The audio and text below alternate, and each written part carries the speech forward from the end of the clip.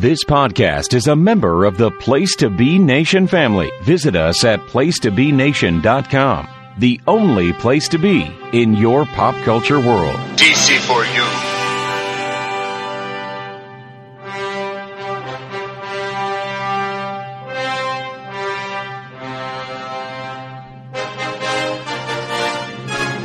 DC4U.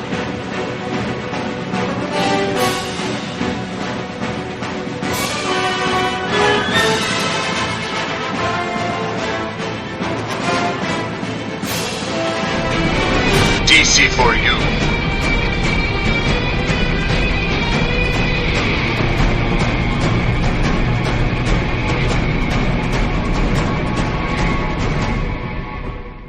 DC4U. Place to Be Nation Pop. It's the spookiest month of the year. It's October here on DC4U, and that means it's time to get into a little DC horror showcase. All the scariest stories from DC Comics that make your spine tingle and all the hairs on your arms and back stand up. And I mean, that's a lot for me. I am a very hairy individual, as you might have guessed. That's neither here nor there. But joining me, of course, I am one of your co-hosts, Russell Sellers. Joining me, as always, the co-host, the owner, the manager extraordinaire, producer extraordinaire, Todd Weber. Wow, it feels like it was just August, but it's already October, man. Yeah, and it's not any cooler outside. No, what an Indian summer we are having. We're going to talk some scary DC stuff, or at least horror-themed DC stuff. Yeah. As opposed to horror-themed DC stuff, which is, we'll not work blue today. Yeah, we're not discussing Scott Lobdell's turn on Teen Titans. Heyo. Or more pointedly, his Red Hood and the Outlaws, and the New 52 era, anyway. But we're going to get into some actual scary stories at DC because we figured this was a good time of year to talk about something very different from our usual stuff, because we talk a lot of superhero stuff, and I'm sure that some of that's going to creep in with this talk, but. DC has quite a history with horror comics, as I understand it. I mean, I've seen some real classics come out of their Vertigo line, and even some stuff come out of the main line. Yeah, you can go way back till let's say the late '60s, early '70s, Bronze Age, and you had the anthology titles of House of Mystery, House of Secrets, and those were books that had done-in-one tales from the days of creepy or EC Comics almost, yeah, where there were very kind of, I won't say scandalous, but just tales on the dark side, usually with a host of a sort. You had Cain and Abel, and one of the other books had a character named Eve, so it had kind of a creepy biblical association to it, and generally done by guys like Joe Orlando and Len Wein and Jim Aparo on art, guys like that. Very, very rich tradition of history, of horror books at DC. Absolutely, and some of those books could even be controversial because of the graphic nature of them. And that's actually a tradition that kind of continued on into the modern era when it came to DC's approach to the horror genre. But we thought for this episode that we should give the audience a little cross-section of our favorite horror stories. And in the second half, we're going to talk about a movie that's probably a little divisive between the two hosts here. We'll be discussing the Keanu Reeves Constantine film. So with that in mind, let's just go ahead and fully rip off our good brothers over at the HTF, sponsored by Blue Chew, and get into our countdown of our top 3 horror comics. We're not going to hit you with 5. We're just going to do 3 each and discuss what makes these books really good. Like what makes them a good horror story, why we think these are the books that would be perfect for you to jump into for this upcoming Halloween season. So with that in mind, Todd, I want you to kick us off. What's at number 3 for you on your DC horror picks? Well, let's talk about that. I made a big list, and then I whittled it down to just 3. So we'll maybe talk about my honorable mention when we get closer to number 1, but I will start with, like I was just saying, a classic DC horror title, and this is House of Mystery number 201. Oh, nice. This is a 7-page story found in House of Mystery, and it's called The Demon Within. Now, this is something that you read it now, you maybe not be super terrified of it, but when I read it when I was a little boy, it was quite frightening. This is a 1972 dated story. I first read it, I believe, in a Treasury comic entitled The Best of DC Volume 1. Treasury meaning an oversized comic, like a absolute edition size, but soft cover. This was a comic collection that had a bunch of kind of heritage titles by DC. So you had a classic 3-part Superman Candor Bottled City story, and a great Batman story was in there. You had a Joe Kubert story about Firehair the Indian, but the story that stuck out to me was called The Demon Within. Again, 7-page story, great art by Jim Aparo. This story is about a young boy who can transform into a monster and terrorizes his family, and the solution they come up with to take care of it ends up kind of taking care of the problem, but taking care of all the good stuff too. So I wouldn't say it's traditionally scary, but as a kid, it really freaked me out because of the art specifically. Written by Joe Orlando, and I'm not sure who scripted it, but I know it was Aparo who did the art. Something that sticks with me to this day, and now you read it in this day and you say, oh, this is obviously a metaphor for, I won't say autism, but ADHD kids and Ritalin and medication. And so it's very interesting that they would publish that story so early, but it's definitely got the you can read it on 2 levels thing. So have you ever seen that story? I have not, but that is one that I'm familiar with its existence, because that is a one that kind of sticks out whenever you start talking about DC and horror comics.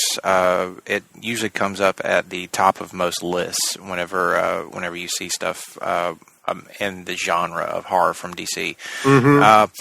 Now, I'm not sure. Was it available on DC Universe? I don't remember. I didn't look because I looked at my hard copies, but I am on DC Universe right now, so I'll have an answer to that in just a second. House of Mystery number 201. And I do believe that House of Mystery did wind up on DC Universe. It was kind of a surprise because they were talking like the Vertigo stuff and Black Label probably wouldn't be added to DC Universe.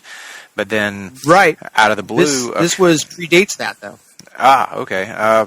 But some Vertigo stuff has actually been creeping its way onto the service, which I'm hoping means that by the time this episode is out and people are hearing it, that some of the stuff we're talking about will be available so people can just pull up the app and enjoy it. But as it stands, I think that some of the stuff we're going to talk about is definitely not going to be on there. But my number 3 is definitely already on DC Universe. People can go check that out right now, because this is a Superman story. And I know that sounds a little strange because people don't necessarily associate Superman with horror comics. And under most circumstances, you'd be right. But this is a story called Under the Skin. It was written by Greg Pak and illustrated by Aaron Cooter. And it appeared in the pages of Action Comics number 36 through 40. It's collected as Superman Action Comics Volume 7. This is from the New 52 era.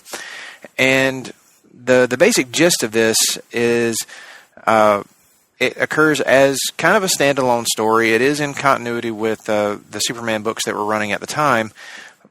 But this is really its own thing. You could definitely just pick this up and read it as a single story. The basic premise is this strange mist has descended on Smallville, Kansas, and has kind of cut it off from the rest of the outside world. Of course, this is going to draw Superman's attention immediately, and when he shows up, he finds everyone in the town still seems to be moving around. They're alive, but they don't quite seem like themselves. They all know him. They all have their memories and can recall things that happened in their lives, because in this continuity, it seems like everybody in Smallville knows that Clark and Superman are one and the same. But they're not themselves. They all kind of speak with this same voice.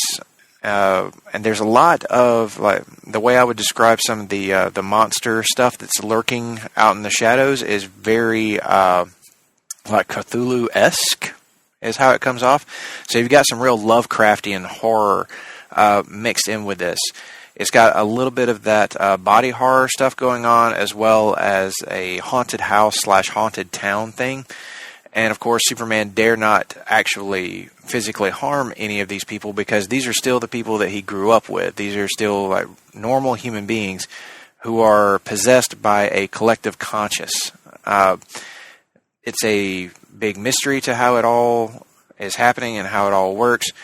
The hive mind that's actually like controlling everything around him is bringing out all of Superman's worst fears. It's really chilling stuff, and the artwork from Aaron Cooter is at, I think, the top of his game when it came to his time on Action Comics with Greg Pak. Like, they had a great run all the way through, but this story really stuck with me after I read it. It was this and the very first story arc they did that introduced Ghost Soldier. Those are two of my absolute favorite Superman stories. This one is just so different from everything that I have ever seen in a Superman book, and it will chill you to the bone at times because of the weird headspace that this mind-controlling entity does to Clark while he's trapped in Smallville with these folks. Because once he's entered the mist, he can't leave either. I don't want to give away the big reveal that comes along with this. Longtime Superman fans, longtime DC fans will get a kick out of it. I think I certainly did whenever the big reveal was made, because it's a pretty classic character who makes their New 52 return in this, and it's good stuff. You can absolutely find all of those issues on DC Universe right now, and I would highly recommend it for some of these late nights or some of these dark nights during the month of October. It'd be a great one to sit down with and see that not only are there multiple aspects to Superman, but you can get just a really great, chilling, very different kind of horror story than what you might be expecting. Would I have trouble pronouncing the name of the person behind the big reveal? You would absolutely not. Oh, okay. Never mind. So it's not that guy. No. It is on that's a blind spot for me, New 52 Superman, or Action Comics. I think I just read the Morrison stuff at the beginning, and it was okay. It was all right. Yeah. I just read the Perez Superman stuff at the beginning of New 52. Hey, whatever happened to that New 52 Superman anyway? He died. Right as the... He did. Yeah, he did. As the New 52 was concluding... they did a story arc called The Last Days of Superman, where the New 52 Superman had this big crossover with all of his titles and ultimately meets his end as that story concludes. And the pre-New 52 Superman, who had been revealed to be on the same Earth pretty much from the beginning of the New 52, just in hiding, steps up to become Superman once again. And of course, that all leads into the Peter Tomasi and Patrick Gleason run on Superman, which is absolutely tremendous, and has a big crossover with Dan Jurgens' Action Comics during the Superman Reborn arc, which essentially says that it was their take on Superman Red and Blue, that the pre-New 52 Superman was Superman Blue, that Superman Red was the New 52 Superman, and that these were two halves of a whole who were now restored to one at the end of that story arc. So it's really good stuff. I would actually highly recommend reading The Last Days of Superman. I actually thought that was done really well. It was also done by Peter Tomasi. And most of Greg Pak's Action Comics is also very, very good. So there are places where the New 52 Superman is very good, and then there's the majority of it where it's just kind of, it ranges from to, wow, that was pretty bad. Yeah, it was searching for some footing for a long time until maybe Tomasi and Pak, guys like that, came on. Pak, I'd say, is an underrated writer. I've really liked his stuff on the Hulk over the years, over at Marvel, but kind of his DC stuff is few and far between. It is. He's a rarity in the DC library, but I really liked how he wrote Superman. He actually took the New 52 Superman and gave him a personality, so that was a big step in the right direction, and it kind of sucked that he didn't get to steer that ship completely on his own, because I think he could have really taken Superman in some great directions. But yeah, Under the Skin is a great, just one-off story between issues 36 and 40 of that Action Comics volume. So I think that could definitely get somebody into his run, even though this comes near the end or at the end of his run on that title. Right on. Well, I accuse others of recency bias fairly often, but I am going to commit it, and I'm going to say my number 2 creepy, scary monster story is actually Deceased, recently published by DC Comics. Deceased, written by Tom Taylor with art by Trevor Hairzine. This is, we would call it perhaps an Elseworlds story. It takes place outside of main continuity, but it's not a Black Label story. It's a traditional, published right under the DC imprint, and this one is the ultimate DC zombie story, I would say. Darkseid wins. Darkseid is he is. That's as Tom King would say in Mr. Miracle, he is.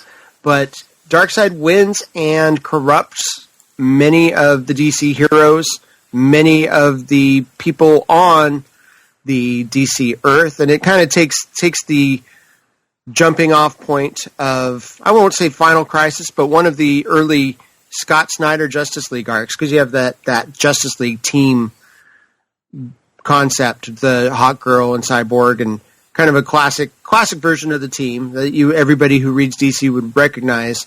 But he gets a hold of Cyborg and has Desaad implant anti-life into Cyborg. So I don't want to be spoiling too much for this, because I think it's hot off the presses here in October, where we just wrapped up issue number 6, the final chapter. But I will say it is tremendously well done for what it is. You know, I had no interest in the Marvel zombie stuff when that was coming out, apart from the initial arc as seen in Ultimate Fantastic Four back in the day. That was 20 years ago at this point almost. But this is a very well done DC zombie story. Heroes are affected, villains are affected, and you kind of get to see a survival tale from the characters. You get to see, well, what would happen if? And, a lot of great characters, including one of my least favorite characters ever, Damian, get a chance to shine. This is the best Damian story I've ever read, I will say. This is the least hateable Damian I've ever read about, too. So, I've liked him a little bit in Adventures of the Super Sons, but didn't care for most of him when Morrison and Tomasi and those guys wrote him with Batman and Robin. But I tell you what, I did not hate this, and I did not hate the way they characterized him here. So I think you should check this out. It should be dropping on DC Universe in a couple of months if you did not pick it up when it came out. Oh, I am very much looking forward to fully diving into that on DCU. I was very happy that it was published under just the regular DC Comics banner instead of Black Label or Vertigo. So yeah, it should absolutely, once issue 1 is a year old, it should be dropping on DCU. I actually did buy issue 1, read it, really liked it, but at the time I was like, man, I'm really trying to cut back on the number of books I'm buying per month, so I didn't add it. But I knew this was one that would definitely make its way to DC Universe. So even though it's probably not there now because it's only been 6 months really since issue 1 dropped, folks, you give it another 6 months, issue 1 will be there. I think it'll hook people from the jump. I know that there's some crazy stuff that happens in that book that I've already had kind of spoiled for me. I don't want to spoil it for anybody else, but whenever I heard what was going on, I was like, dude, I got to read the rest of this. It sounds insane. If you're a fan of the Injustice comic books by Tom Taylor, this is kind of up that alley, but much darker, much more stuff is happening more quickly, less decompressed, that's for sure. I confess I did forget the 6-month versus 1 year rule. Marvel Unlimited is 6 months. DC Universe is 1 year. But the trade paperback for this is out very soon, and it should be around $10 or so. Yeah. But if you're paying for DC Universe, you might as well wait a few months. There's so much stuff to read and keep you busy.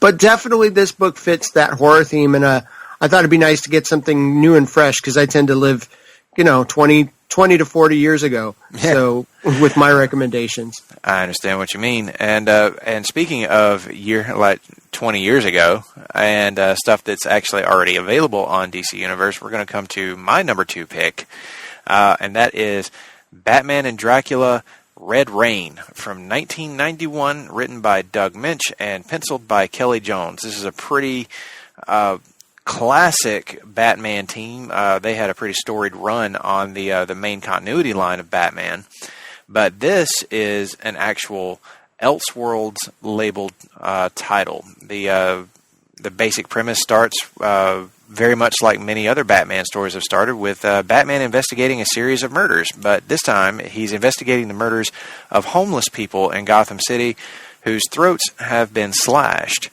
And as it turns out, it's a family of vampires led by Count Dracula himself, who have turned up in Gotham City and are, I guess their main motivation is to turn the world, or turn Gotham City to a city of vampires. That seems to be where this is all headed.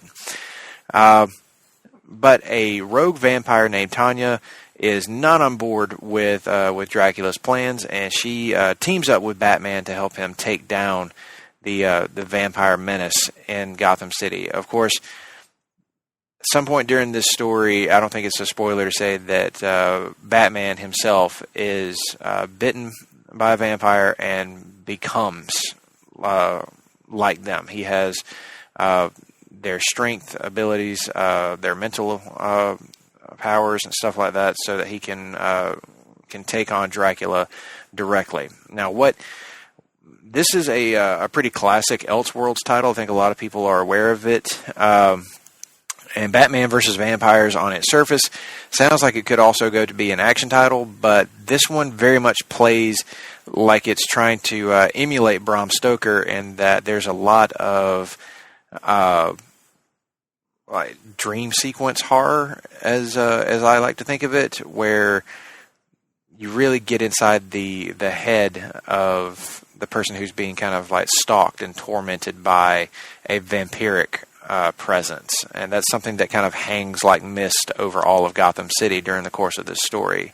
And there is actually literal red rain falling from the skies, but it's because of rust, I believe, in the atmosphere. So it comes down like a red rain. It's a great visual. Kelly Jones is at the top of his game in this, and just absolutely kills it on the artwork. Some truly iconic Batman imagery in this, but it's also some pretty dark and scary stuff, because you don't know what's around the next corner. And that's how Kelly Jones, and that's how Doug Minch really wrote this story. But Kelly Jones is the one that's really bringing it to life and giving you that sense of dread that comes along with a good Night Stalker type story. So if that's the kind of thing that you're into, the kind of psychological and dark thrillers that can come along inside the DC universe, this is one that I would highly recommend. It's a pretty big classic, I think, for people to go and check out. It does have sequels. Bloodstorm, which came out in 1994, also by Minch and Jones, and then Crimson Mist came out in 1998. Again, same creative team. Those other two I have not read, but Red Rain is one that is a pretty instant classic whenever you dive into it. Yeah, Batman in a vampire story. Who'd have thunk it, right? Right. Tremendous art by Kelly Jones. I would say nigh iconic. It's very memorable. The gauntness, the tall and thin, and the extremely elongated ears of the cowl. I remember reading that when it came out. I believe. Well, I met Kelly Jones at a Sacramento convention because he at the time lived not far from here. I don't know if I got that one signed, but I think I got my Sandman by him, the Season of Mists, which is, I believe, what led into this for him or got him the gig, because he was a horror artist in this tradition of Bernie Wrightson. If you look at the old Swamp Thing by Bernie Wrightson, you can kind of see where Kelly Jones got his inspiration and kind of took it to a different direction with the extreme thin, I like to call it the ribsy style. You know, there's a lot of ribs on his characters. Kelly Jones took that into a Dead Man series and even onto the main Batman book for a while. He did a lot of covers and did some actual interiors for Batman for some time during the Night Quest era, right? If I recall correctly. Greg would probably be the authority on that. But I enjoyed his work. Did not remember that it was Doug Mensch, who was quite the prolific writer of the time, did a lot of Batman. Of course, did Master of Kung Fu back in the day with Paul Gulacy, and is one of those guys who worked post Denny O'Neil in that tradition of Batman, kind of the dark detective style. And I really enjoyed Red Rain when it came out, especially the very end. The very end leaves you, oh yeah, they went there. So I agree. People should check that out if they've never read it. But it is one of the classic Elseworlds stories, I would say. You know, one of the foundations of the Elseworlds era of the 90s. And is on DC Universe right now. So, yes, it is. That's one you can queue up and just dive right in. And believe me, it's only a single issue too. It's just an extended long issue. And that's another thing I liked about these Elseworld titles is that they're published as like complete stories. They're not published like miniseries so much. Now we have to get to the big ones. Now we're going to get into the ones, our number one picks. So Todd, what is your scariest DC comic story? Again, it's a story that is not on DC Universe just yet. But one day it was published as a DC story, pre-Vertigo, and this one, of course, you knew I was going to talk Sandman. This is Sandman number 6, 24 Hours. Many people talk about this comic. It's kind of this is a comic I know you've read because you've read Preludes and Nocturnes from Sandman. That's true. This is Dr. Destiny, somewhat classic Justice League villain.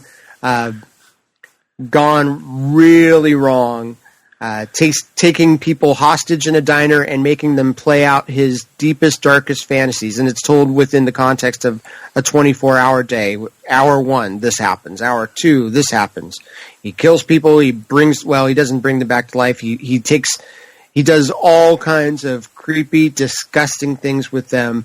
And it's dark, art by Mike Dringenberg, and the writer, of course, is Neil Gaiman. And this was the first time you got to really see how twisted the concepts in Sandman could present stories to you.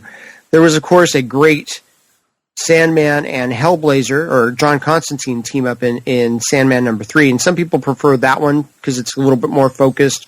One story, very literal, very, very driving, but not jumping around like 24 Hours. 24 Hours is just the darkest thing I can think of in a DC comic, and it endures to this day. People talk about that particular issue as though it changed some things within people's reading of comics, and people have even made fan films of this. You can Google and track down a person who has done this recreation of the issue within a diner, filmed it in a diner, and pretty good stuff, I must say. It inspires some dark dreams. So Sandman himself is not even in this comic until the very end. So I highly, highly recommend it. Of course, I'm jump back and recommend things from Sandman all the time. But that would be my all-time scariest DC comic. And as you know, didn't really stick with Sandman after Preludes and Nocturnes, but it is one that I definitely intend to revisit. I was hoping that it would wind up being part of DC Universe, and it may still one day. I think it would be a great addition to the service to have it there. And I actually do remember that issue. I really liked that one because I really liked the reinvention of Dr. Destiny. And that version of Dr. Destiny would go on to be the version that DC Comics would use going forward. And that version of the character appeared in the Justice League cartoon series in a pretty great episode that made Dr. Destiny just absolutely terrifying as a villain. I thought he was one of the scariest things that show ever did. So, I can definitely co-sign on that recommendation. But yeah, part of Gaiman's genius is taking these established DC characters like the Kirby Sandman, like Dr. Destiny.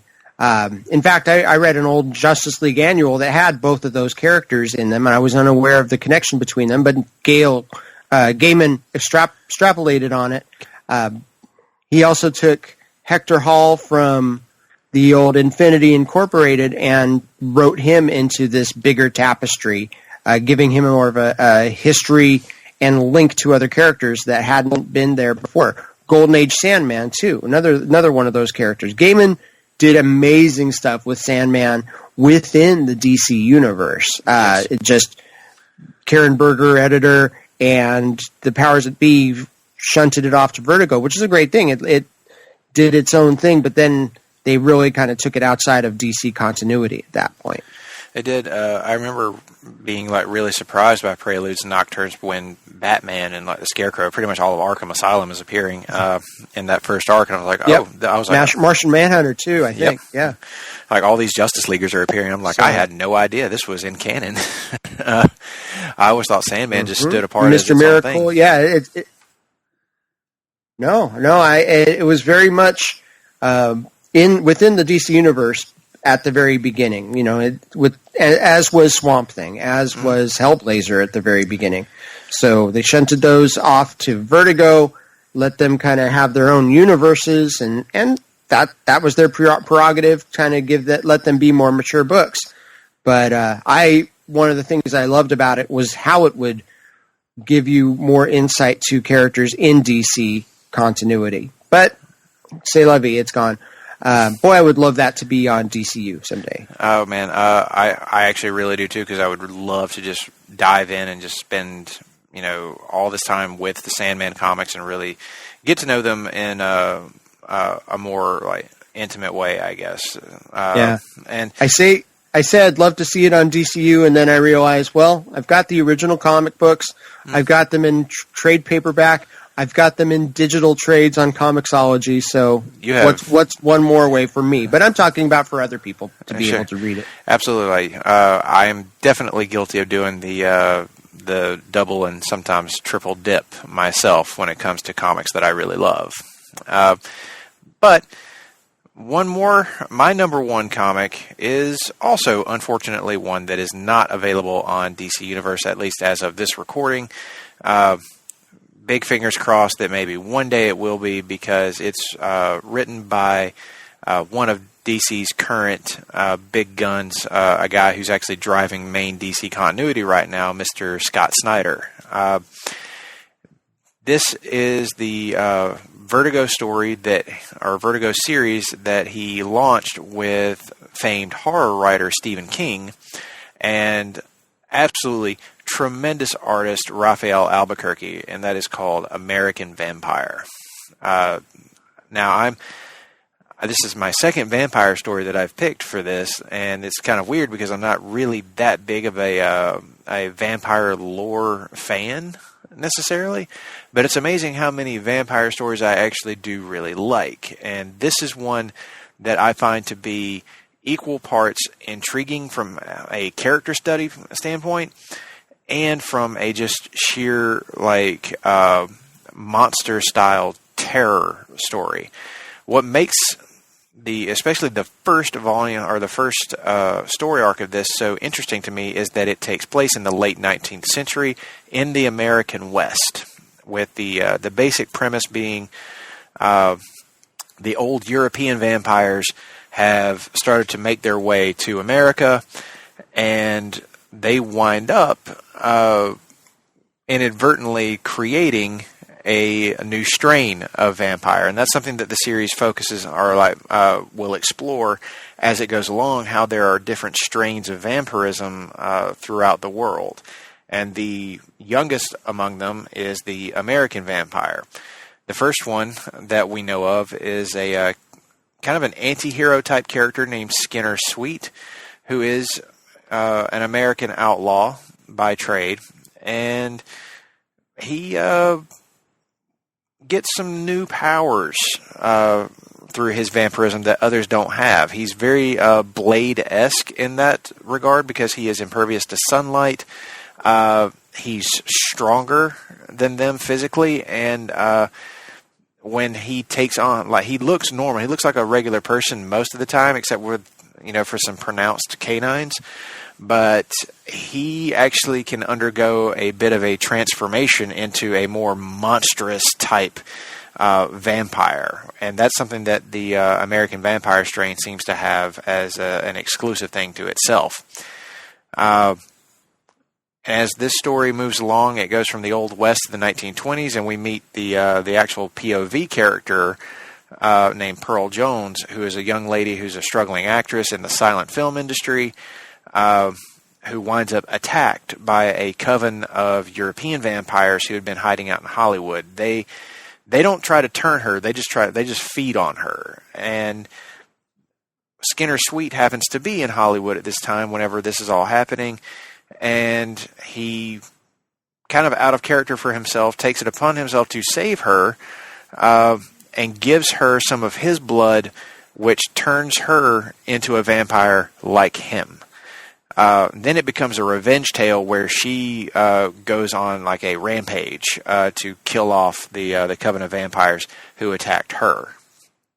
And it's really Raphael Albuquerque's art that sells it as this absolutely outstanding, scary type story, because the imagery that he uses for her transformations and for her moments of vengeance against these things is at once it's kind of like, oh, well, this is just kind of sweet revenge for her, so it's kind of like revenge tale. But then when you just see how brutal she is, you're like, no, this is some scary ass shit, because once she's done with them, she's still a vampire. She's still impervious to sunlight. She can continue this on for however long it is that she's going to live. And the interesting thing that I find about this series is that it flows from one decade to the next. So you're seeing how she was in the 1920s in the first volume, but then the next one moves into, I believe it's like the 1940s or 50s, something like that. But it keeps going along as we're exploring these different time periods that she's living through, and of course not aging because she is a vampire. But you're also following the kind of side adventures of Skinner Sweet, who is kind of responsible for all of this being set off in the first place. And as far as you know, in this series, Pearl is the only other American vampire that Skinner Sweet is responsible for making. Mm-hmm. So that in itself, I think, is really interesting. This also had several spin-off series and had a second volume called Second Cycle that picked up after the initial series ended after 34 issues. Second Cycle came out in 2014 and ran from then to 2015, ran for 11 issues. But my favorite of the spin-off series is another one that I just want to give a quick shout-out to, is a series called Survival of the Fittest, which was written by Scott Snyder and illustrated by pretty hot DC artist and writer right now, Sean Murphy. and it takes place during World War II and focuses on the case files of the vampire hunting organization known as VMS. They go and take on a bunch of Nazi vampires in a pretty great action horror 6-issue mini. So I would highly recommend that spinoff as well. It was actually the very first American vampire thing I ever read. And then that got me to go back and try the main book. And I was like, okay, well, I got to go check out the rest of American Vampire and see what that's like. And I was instantly hooked by it. It was so different from everything that I'd been reading at the time. Really like chilling stuff from the master of horror, Stephen King, and of course from Scott Snyder, who is a pretty prolific horror writer in his own right as well. So Scott Snyder either wrote or co-wrote every American Vampire project that came out? Yes. Okay, good. That's one that I read the first trade. Certainly remember some of the details, especially the silent film era stuff and the Hollywood stuff. But I need to go back. That's got to be something I get back into because I've read lots of Scott Snyder stuff that I love. I've read certainly Stephen King books, and I've also really enjoyed the Snyder and Murphy combination on a book called The Wake from Vertigo a few years ago. I was making a honorable mention. I'd put The Wake in there because it's kind of their underwater horror story. So, yeah, I need to get back into American Vampire. Did they leave it on a cliffhanger, or am I recalling that incorrectly? No, I think The Wake actually does have an ending, but like a lot of horror stories. No, I meant American Vampire. I haven't read the final ending of it, which was an American Cycle, but I don't think that they ended it as a true ending because it's supposed to be back. Right. That was my thinking. Yeah, Scott Snyder has said that they're putting it under Black Label, and it's going to just continue on. It's going to pick up where they left off in Second Cycle and just keep this thing going. And I think that is really great because this is a series that anytime Scott Snyder comes back to it, he always has a fun and incredibly entertaining story to tell. So if you've never read American Vampire, I would highly recommend get on Comixology, get those trade collections, get the spin-off miniseries. Those are all good too. Pretty much if it's got the American Vampire name on it, you're going to get a quality story, and it's going to give you just a hell of a ride from beginning to end. Okay, so noted. Just to recap your top three, you had Action Comics. What was the name of the story? Under the Skin, which was by Greg Pak and Aaron Cooter. My number two was, of course, Batman Dracula, Red Rain by Doug Minch and Kelly Jones. And my number one is American Vampire from Scott Snyder, Raphael Albuquerque, and Stephen King. That's the first volume, which collects the first 6 issues. All right, and my top three were House of Mystery 201, The Demon Within by Joe Orlando and Jim Aparo. Number 2 was Deceased number 1, Tom Taylor, Trevor Hairsine, and Sandman number 6 was my top one. 24 Hours, written by Neil Gaiman, art by Mike Drinchenberg. And that was the first non-Sam Keith drawn Sandman issue.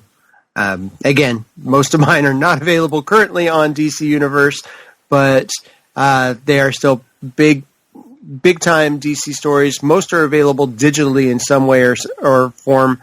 And you can always Google, if you're really interested in the House of Mystery. I found somebody who just had PDF'd the pages, and I'm not going to say that. I'm not going to give that the stamp of approval, but it's out there, I will say. Yeah. Do you have any other honorable mentions before we move on to the second half of the show after the break? I'm glad you mentioned The Wake, because that's one that I would definitely throw out there that people should check out. That was a really well-done story.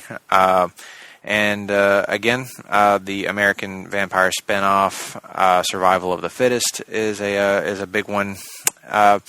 And There is a Swamp Thing series that Scott Snyder also did in the New 52 that I would highly recommend people go check out. Right on. That was a big time like body horror type story. It's a slow burn kind of story too, and it's actually one you can find on DC Universe. So go get on that. So those would be my honorable mentions.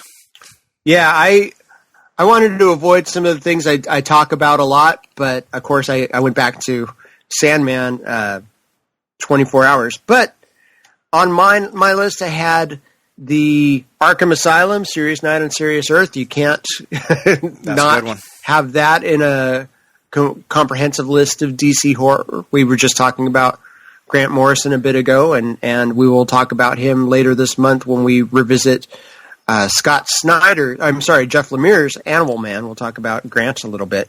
I also had Night of the Reaper, Batman issue 237. I've talked about that comic many, many times. One of my favorite Bronze Age Batman issues, despite it featuring the Rutland, Vermont Halloween Parade and Tom Fagan.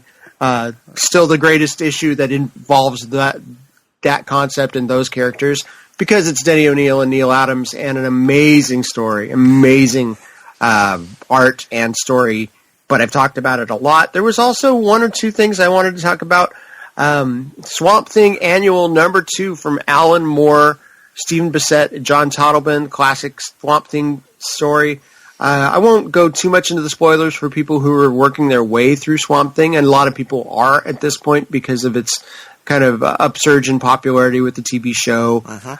But this is a tale where Swamp Thing gathers the mystical DC heroes of the time, Phantom Stranger, Etrigan, the Demon, lots of characters like that, and he goes on a journey to hell to save his girlfriend's soul. And it's an extra-length tale. You know, with Alan Moore writing something about hell, it's going to be extremely detailed and twisted, and this issue certainly is. Last one for me was a fairly recent issue from just before the New 52 era, and this is from Brave and the Bold, Volume 2. Well, not Volume 2, but Brave and the Bold Ongoing Series, Volume 2, written by JMS, J. Michael Straczynski, not my favorite writer, but I really enjoyed this issue, and art by Jesus Saez, and this is actually an Aquaman story. Ooh. You were referred to Cthulhu and Lovecraftian stuff. Well, this is Aquaman encountering creatures like that, along with Etrigan the Demon. So a done-in-one story that is available on DC Universe that I would recommend you check out. Kind of took me by surprise because it was off my radar. I stopped reading that series when George Perez left that iteration of Brave and the Bold. But I would recommend checking out that JMS story because it's quite good and wonderful use of Aquaman pre-Jeff Johns. Nice.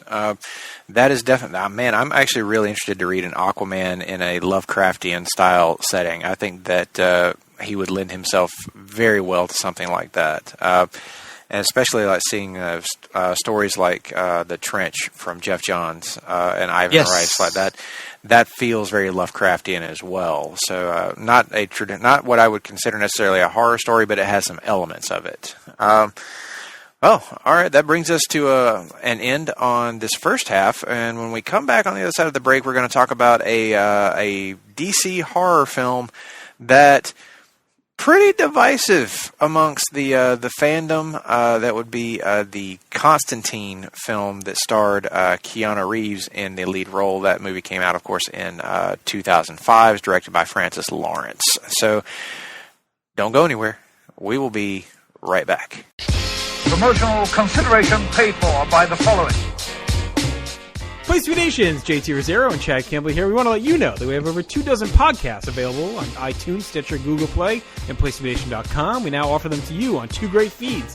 On the Place to Be Nation Wrestling feed, we dive into topics running the gamut from today's WWE to the glory days of yesteryear and the ins and outs of the territory days. In addition to our full-length shows, we also deliver to you special pod blasts on topics old and new. The Place to Be Nation Pop feed is a veritable treasure trove of great content. Offer tremendous shows covering the land of movies, television, life, comics, and sports, brought to you by the most knowledgeable and insightful folks in the podcast world. You can find all these great shows, plus archives of our past podcasts from over the past 8 years as well by subscribing to both feeds on iTunes. And while you're there, be sure to rate and leave feedback as well. All of these shows, plus others, available on PlaceMeNation.com, where we cover pro wrestling, sports, movies, comics, plus in-depth search projects, and much more. Be sure to support our site by using www.PlaceMeNation.com/Amazon when doing your online shopping. We want to thank our friends at Boneheads Wing Bar, ProWrestlingOnly.com, and TheHistoryOfWrestling.com as well. Be sure to follow us on Facebook, Twitter, Instagram, and Tumblr. PlaceMeNation.com, the only place to be in your pop culture world.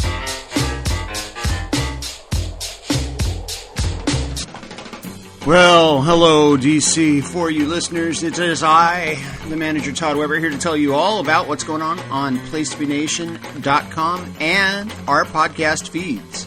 Starting with the Place to Be Nation pop feed, we've got our weekly shows. Hard Traveling Fanboys talked about the Longbook Hunters, reading a story called The Great Darkness Saga, the Legion of Superheroes versus Darkseid. Last week on DC4U, Russell and I talked about current events in DC, including Doomsday Clock, Legion of Superheroes, Millennium. This week in the NFL Hits Weekly, we've got Roger and Johnny recapping the last set of games, previewing the upcoming weekend's batch. The 49ers are still undefeated. Brand new show is on the pop feed now. Siblings Kevin and Mary host the Brother Sister Rewatch podcast. On episode 18, they bring you The Office Season 3, Episodes 7 and 8, including the merger between Scranton and Stamford. On Laugh-In Theater, number 12, Andy welcomes David Sunday to the live watch. So I married an axe murderer. Harriet, unloving. Anyway, Looking Forward, Looking Back is also back with Andy Atherton. Summer movie recap and wager results. I did not win, but I should have. Andy was joined by Miranda, Scott, Tim, and Russell. Coming up soon, we've got the Place to Be Nation tournament for sitcoms. We want to preemptively celebrate the finals of our 80s song tournament. Matchup is Sweet Child of Mine versus Don't Stop Believin'. Do the right thing. Vote for Guns N' Roses. Congratulations to Jennifer Smith. She's got her own pod feed starting, spinning off, breaking off, starting up. It's called The Jenny Position. I was on the first episode where we talked very fascinating things about what I can and cannot eat anymore. Certain shows will be migrating over to that, including Geek and Sassy, Talkin' Pop, and Freak Out Drive-In. And I guess this is the last opportunity I have to do the Randy Savage Freak Out Drive-In, yeah! That wasn't bad, but I'm no Greg Phillips. We've got a Halloween movie challenge. We're giving you suggestions on what movies to watch leading up to October 31st. When you do, let us know by using the hashtag #, PTBN Halloween Movie Challenge. Over at Wrestling, Place to Be Podcast, JT and Scott start the 90s. We love the 90s as Steve Bennett joins them for the January 15th MSG house show. Wrestling Warzone's back. JT and Chad talking about the WCW Clash of the Champions 32, episode 30. 5th episode of Extreme 3-Way Dance. JT, Jenny, John dance their way through 3 episodes of ECW Hardcore TV from March and April of 94.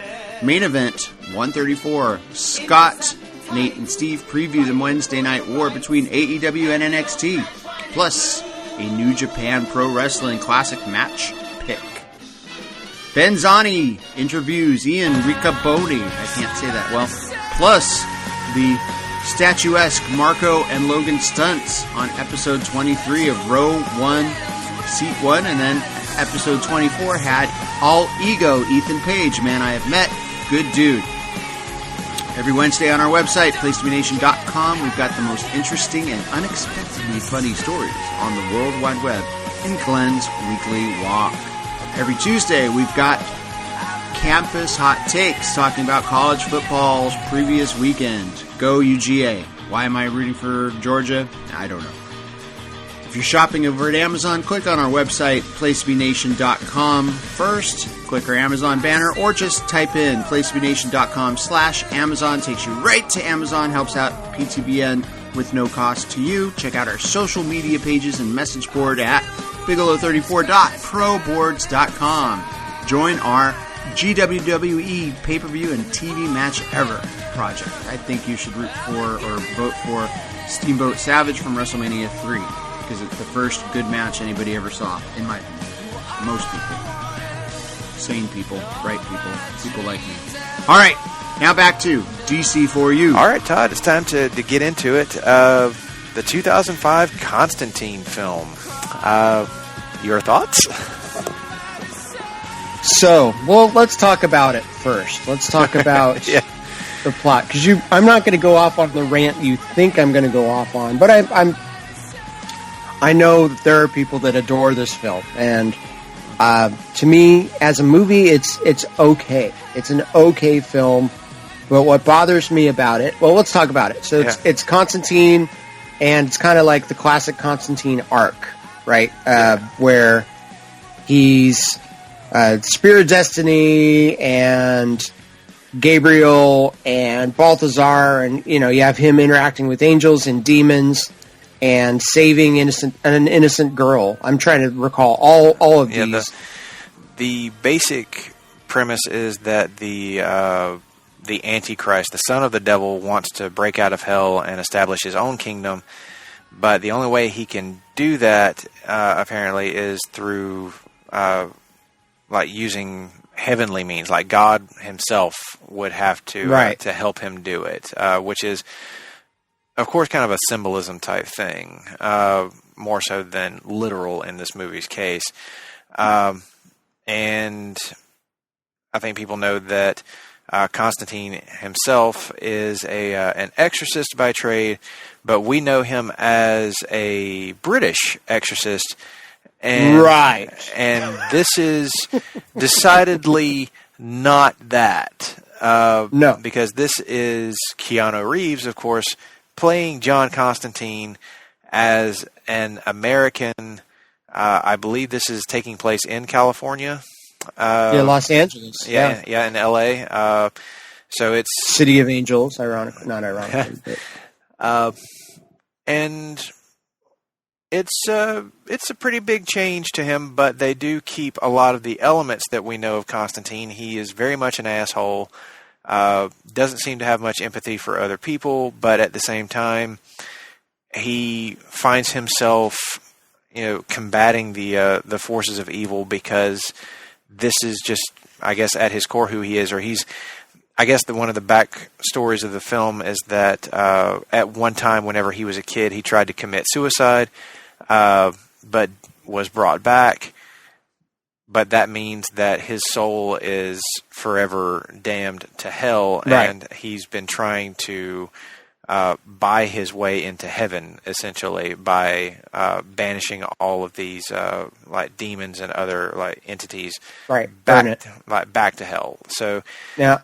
And at the setting of the film, he's running out of time because he's dying of lung cancer. Yeah, and he's just like chain smoking cigarettes, which is very John Constantine. Well, and the series Hellblazer, the classic 300 issue DC then Vertigo run, this was an arc that happened to him, written by Garth Ennis, where he's dying of lung cancer and he tricks the devil into saving him. So they loosely adapt that part of it. The arc called Dangerous Habits from Hellblazer issues 41 through 46. A lot of people would acknowledge that's kind of the definitive Hellblazer story, Constantine's story. If you haven't read it, that's probably the best one that really encapsulates classic Constantine. And that's one I need to go back and read. It's one that I am like familiar with thanks to this movie and through like reading up on what it was about, but I have still never actually read it myself. And supposedly the movie also pulled from the original Sins story arc in some ways. Just for the origin aspects of it, or just kind of the setting the table and bringing in Papa Midnight as not a villain per se, more of a anti-hero ally here in this film, if I recall correctly. Yeah, he was really different here than in any other incarnation of Papa Midnight I've ever seen. Yeah. And this was actually my first impression of Papa Midnight, so that's how I thought he was. So whenever I saw the actual version of the character, it was a little jarring. But he was played very well by Jaimon, right? Jaimon Hansu. This movie also co-starred Rachel Weisz as the female lead and / protagonist, and Tilda Swinton played the Angel Gabriel, which was an interesting thing. But this movie also gave the world the cinematic version of Shia LaBeouf, so it will forever earn Nick's ire. Not just Nick's. But lots of our ire, too. This is actually probably the best Shia LaBeouf movie, honestly. He's less annoying here than he is in other things. And you at least get to see him die horribly in this movie. Okay. All right. So, John Constantine, but it's not John Constantine. If they had just renamed the character, because even though he has affectations, he smokes, and he's a demonologist, it's not John, and he's a jerk.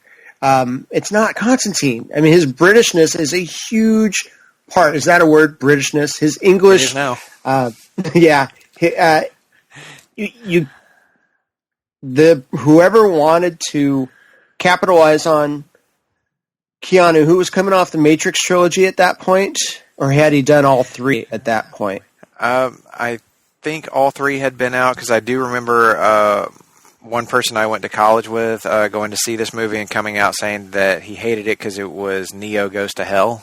And I was like, this movie didn't really give me Matrix vibes so much. It's just unfortunate that Keanu was coming off of the Matrix at the time, which was one of the biggest movie trilogies of the day, and now he's trying to do something. Just something else, and all anybody can see is Neo. Right. And up to that, pre-Matrix, Keanu was kind of a joke. And so that was kind of the start of redemption. I mean, Bill and Ted is fine for what it is, some of the other early stuff. But you look at Bram Stoker's Dracula, and Keanu tanks that film single-handedly to me. He wastes just this amazing performance by Gary Oldman and really good direction by Francis Ford Coppola, and just derails it completely every time he's on the screen.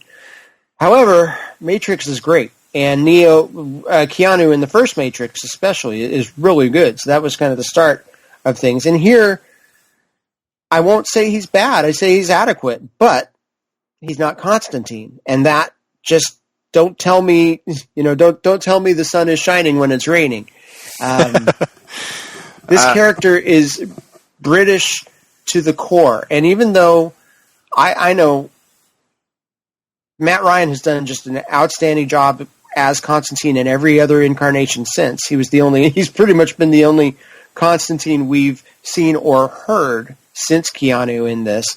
I still wish that he had, not even him, but maybe somebody like Colin Farrell or an actual Britishman was tied to the role, or even somebody doing a British accent, which Keanu couldn't do. It's such a part of the character through and through. Now, at least they from didn't the have very him beginning. do that. No, I know that would have been even worse. So maybe this was the lesser of two evils, but it still derails the film. Secondly, Chaz is not a kid in the comics. That's true. He is Constantine's loyal driver, buddy, gopher, does everything for him, and is kind of has a blood debt to Constantine. And Shia LaBeouf, I don't know what they were thinking, casting it this way. So those are the two main issues I have with the film. The way they did the imagery was fine. The other casting, for the most part, very, very good. Recasting Papa Midnight is not truly a villain or a rival. Maybe they were setting him up to be in a potential sequel as an antagonist. So I have a hard time just detaching myself from that, from the casting issues, and I can appreciate that it's pretty to look at, some good hell imagery and other good performances throughout, but I can't get past John Constantine not being John Constantine. This was honestly my first exposure to the Constantine character, so it was something that, left an impression on me, and I actually wound up really enjoying the movie, probably because I didn't know anything about the character going in. Knowing more about it, of course, I can say that Matt Ryan is such a better fit. He is truly the John Constantine that we know of the comics. He has brought that character to life on screen, and it is absolutely fantastic. This take I find just as an entertaining, almost Elseworlds take on John Constantine. He's certainly not British in any way, and it pretty much is like one of those defining characteristics that's been removed from the character. So yeah, there is a valid complaint there that maybe he should have been cast as, like, maybe you could have still put it in Los Angeles, but just cast a British character, like a British actor, or in, like, Colin Farrell probably would have been a good choice. He's Irish, but it would have been a good choice for, right, because he could do a believable enough accent to pull this off. I wind up kind of getting pulled into the story because I like that redemption arc for the character, and that's something that I kind of gravitate to for this down on his luck, kind of a prick to everybody, despite everyone trying very hard to befriend him, and everyone trying to help him, even though he's being just insufferable about it at times. The effects for the time, for 2005, pretty good. Not bad. There are some sequences that probably don't age too well, but there are other sequences that I think are really well done in the cinematography. I think that the hellscape imagery, and that's actually something that I really liked about this movie, was that Constantine even himself says in the movie that heaven and hell are right here. They're just behind the veil where you can't see them.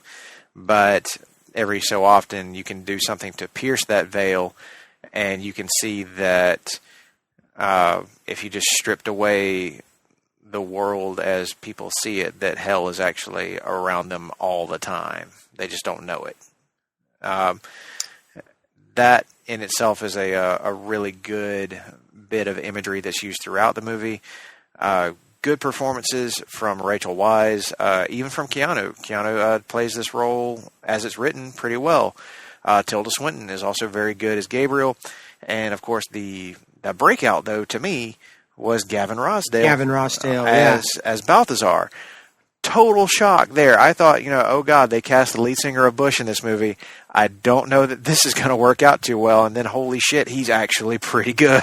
Yeah, he's to me the best thing in the movie. He and Swinton. But, I'm just thinking about this movie. Do you think the plot was too complicated for people with all the warring factions of hell? And I didn't think so. Keeping everybody straight? Okay. I didn't think it was. I felt like I could keep up with that pretty easily. And, not knowing anything about the plot or the background of these characters coming into it, I had an easy time keeping up with what was going on, that you had these multiple factions in heaven and hell, each with their own agendas. And the movie, I think, does a good job of not getting too in the weeds on that. It just, much like how, and I'm going to use another Keanu film series to kind of illustrate this, John Wick sets up a pretty expansive or potentially expansive universe in its first movie, but doesn't overwhelm you with it. It just says this stuff exists in its background, and if we get a chance to explore it in sequels, we will, but we don't necessarily have to if we don't get picked up to go further. Constantine kind of does the same thing. It gives you a taste of this world, shows you these different factions that exist all around the character, and says, hey, if we get picked up for sequels, we could explore some of this stuff and really like flesh it out in a bigger way. Constantine, unfortunately, did not get the opportunity to do that, but John Wick got to do that in a big, bad way and has continued making good movies ever since. I think maybe if we had really an origin story, like how did he first dabble into the occult and then lose his soul, much like we've seen in the Constantine series and again alluded to in Legends, might be more interesting to me. But they had one shot at this, so they go for the big thing. They have the actual devil in the film. They do. They bring him in, and I'm trying to remember that actor's name that played him. It's a guy from Fargo. What's his name? The wood chipper guy. Peter Stormare. Yeah, Peter Stormare. Yeah. I loved his take on Satan. Yeah, pretty good. He only gets the one scene in the movie, but it is real good. And I think that was one of Keanu's best scenes in the movie too. Well, yeah, that scene kind of it's the big showdown because Lucifer has a mat on for Constantine. Like he's the only guy that he would ever come to Earth to collect. He hates Constantine so much. And then he's forced to listen to him and tell him that Lucifer's son is planning to usurp him with this whole plan throughout with the spear and everything. It's kind of I won't liken it to the diner scene from Heat, Michael Mann's Heat with De Niro and Pacino. The great adversaries squaring off, but it is pretty cool. This one hero versus the ultimate evil scene personified. Yeah. It was interesting. And then Lucifer is forced to help Constantine, which is kind of fun. Yeah, there was that bit of trickery I thought was pretty great. That is somewhat out of the Dangerous Habits story. Yes, it is very in line with the character of Constantine. So he still has a lot of the same methodology and reactions that we would expect from a very classic style Constantine, just without the Britishness of it all, which of course winds up being a big factor that's missing. But we have discussed some good points. Another good point of this movie that I personally liked, I don't know if you're going to be quite as on board with it, but this movie had some pretty good use of music. It gave me my favorite Perfect Circle song,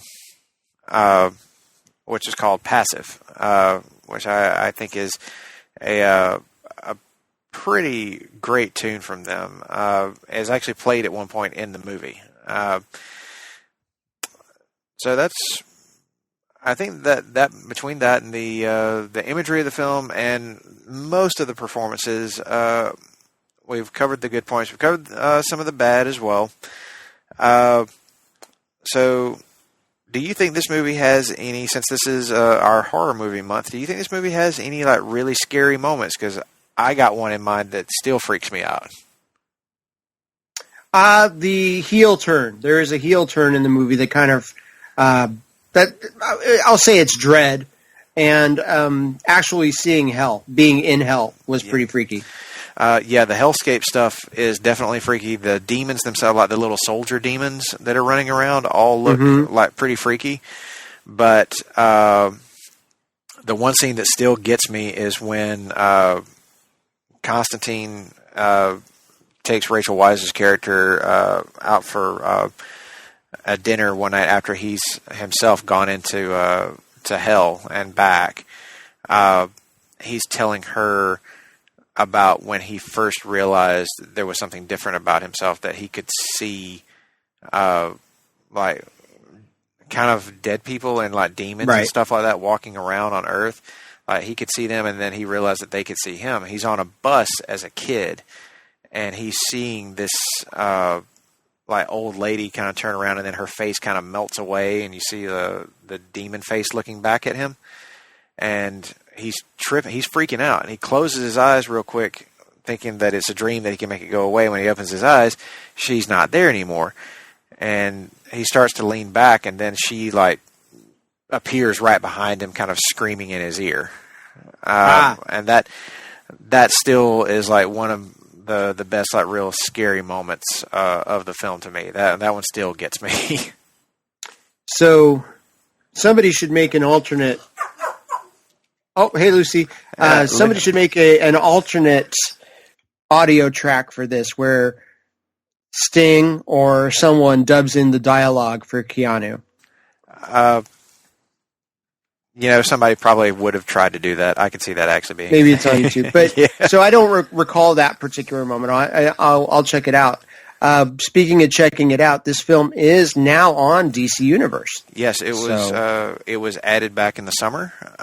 Surprisingly enough, that they would have put it on during in the hottest part of the year instead of waiting for this time of year, Halloween. But it's whatever. It is worth checking out. I think people should go, at least watch it once, see what you think. Go into it with an open mind is the best possible way you can approach it.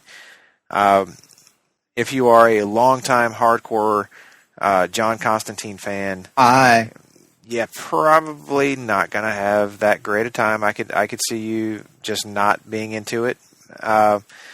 But if you have no knowledge of the character whatsoever, I would recommend check this out. And then, of course, go watch the Constantine television series that is also on DC Universe that stars Matt Ryan as a very British Constantine. A very British and blonde Constantine, which is much more in keeping with the character's traditions. So, I'm trying to think anything else I can say about this. They changed the name of the film. Could have been at that point. Constantine had only appeared in books that he starred in under the title John Constantine: Hellblazer. So it was trade. Hellblazer issue 1, issue 2, issue 3. Mm-hmm. They did not call this movie Hellblazer because it was too similar to the Clive Barker franchise Hellraiser.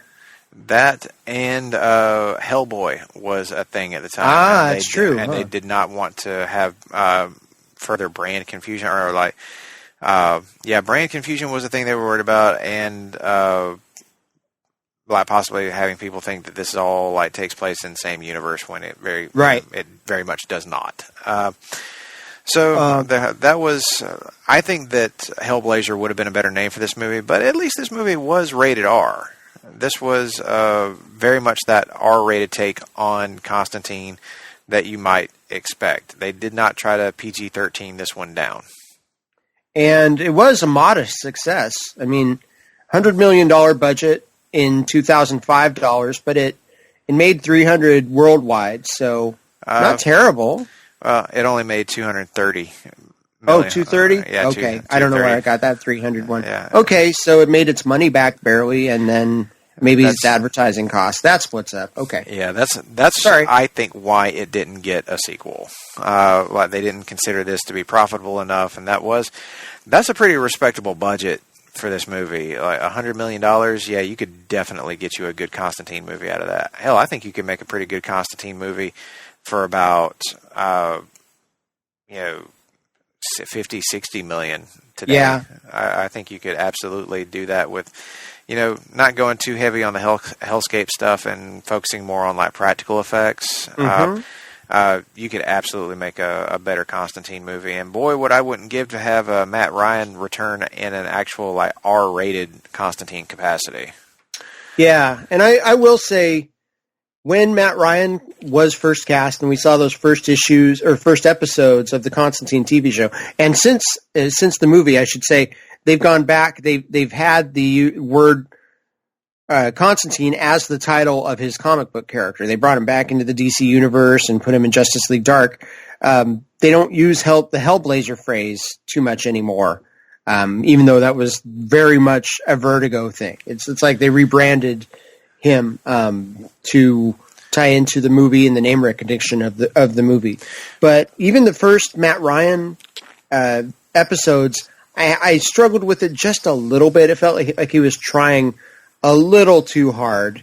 He does ultimately reveal himself to be I really don't care bastard, and that is Constantine through and through. But he has a soul. He's so much better than Keanu as the Constantine we've read that I just wish that was the first mainstream version of Constantine people had gotten to see. And that's fair. He is really, really great in that role. And I've loved that they brought him on to Legends of Tomorrow.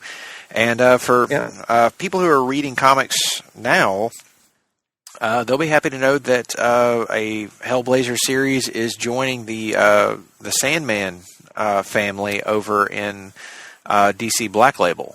So John Constantine is headed back to his outside mature readers, the mature readers' roots. Like it's going to be a very much mature readers comic.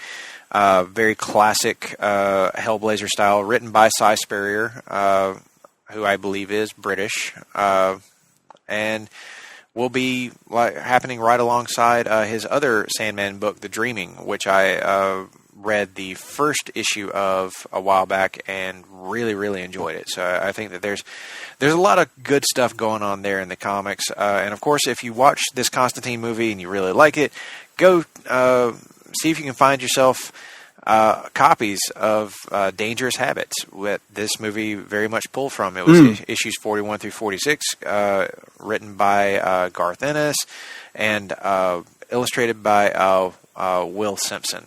So that's going to be a good one for you to go check out. It'll probably make you an even bigger fan, and definitely check out the Constantine TV series, and always watch Legends of Tomorrow. Keep that show going. We know it deserves higher ratings. It's a really great show. I know I'm hammering it to death. The other thing about British Constantine is that so many of the writers that created him were British and had that unique sensibility.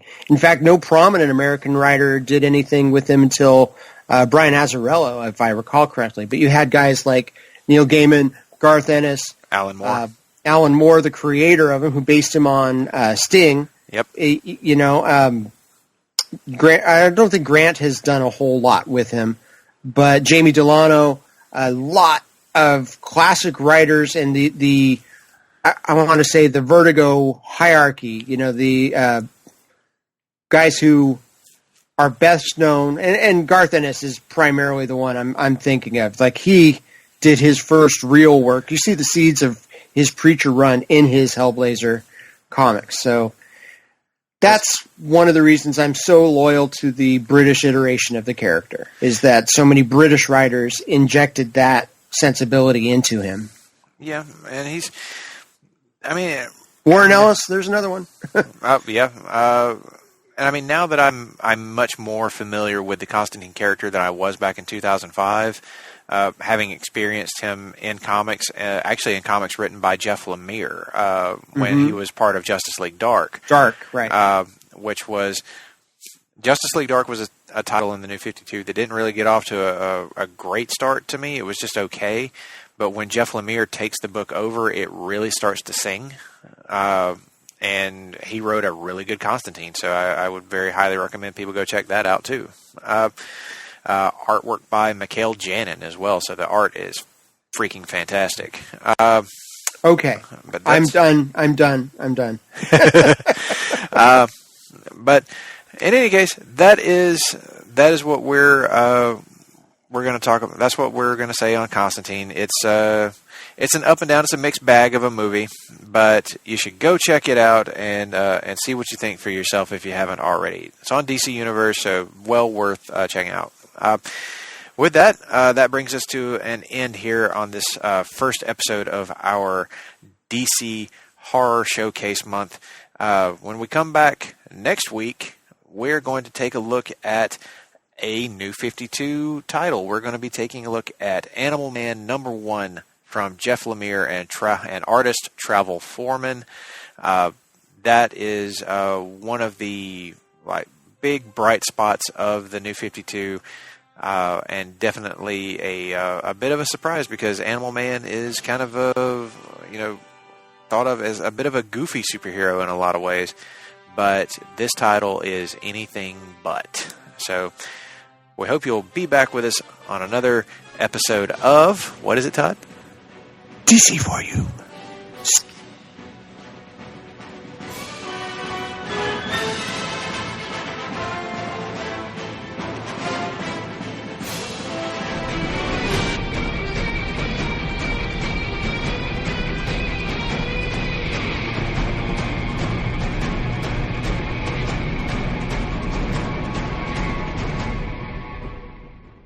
DC4U.